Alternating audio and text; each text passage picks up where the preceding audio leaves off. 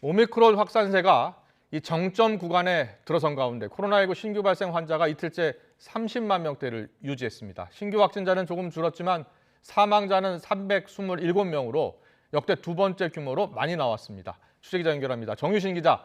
네, 사회 2부입니다. 네, 오늘 신규 확진자가 얼마나 나왔습니까? 네, 오늘 0시 기준 신규 환자는 33만 4,708명으로 집계됐습니다. 전날보다 4만 명 넘게 줄긴 했지만 이틀째 30만 명대를 유지하고 있습니다. 주말에도 확산세가 이어지면서 누적 확진자는 937만 명을 넘겼습니다. 지금 추세라면 이번 주 1,000만 명을 넘어설 가능성이 큽니다. 우리나라 국민 5명 가운데 1명이 코로나19에 확진되는 셈입니다.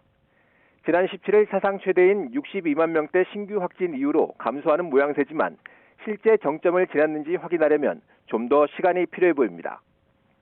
신규 확진자는 전날보다 조금 줄었지만 사망자 등 피해 규모는 계속 커지고 있습니다.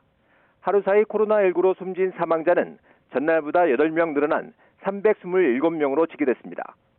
코로나19 사태 이후 하루 사망자 수치 가운데 역대 두 번째 많은 규모로 누적 치명률은 0.13%로 나타났습니다.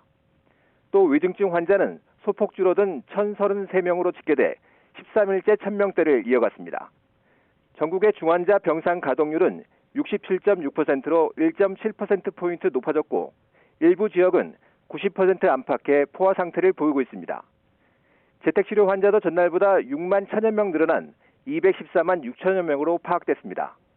이 가운데 고위험군으로 하루 2번씩 모니터링을 받는 집중관리군 역시 31만 5천여 명으로 증가했습니다. 정부가 관리 가능한 규모로 추정하는 32만 6천 명에 바짝 다가섰습니다. 네, 유행의 정점 구간을 지나고 있는데요. 내일부터 사회적 거리 두기가 일부 완화되죠? 네, 그렇습니다. 내일부터 다음 달 3일까지 2주 동안 새로운 사회적 거리 두기 조치가 시행됩니다. 내일부터는 모임 제한 인원이 기존 6명에서 8명으로 완화됩니다. 식당 등 다중이용시설 영업시간 제한은 밤 11시까지로 변동이 없습니다. 행사와 집회, 종교시설과 관련된 거리두기 조치도 현행 그대로 유지됩니다. 최근 유행의 정점기에 방역 완화 우려의 목소리가 커지면서 이번 거리두기 조정은 소폭 완화에 그쳤습니다. 이와 함께 내일부터 해외 입국 관련 방역 대책도 완화됩니다. 기본 접종을 완료하고 접종 이력을 등록한 해외 입국자는 자가 격리를 하지 않아도 됩니다. 앞서 입국해 격리 중인 해외 입국자도 내일부터 격리 조치가 일괄 해제됩니다.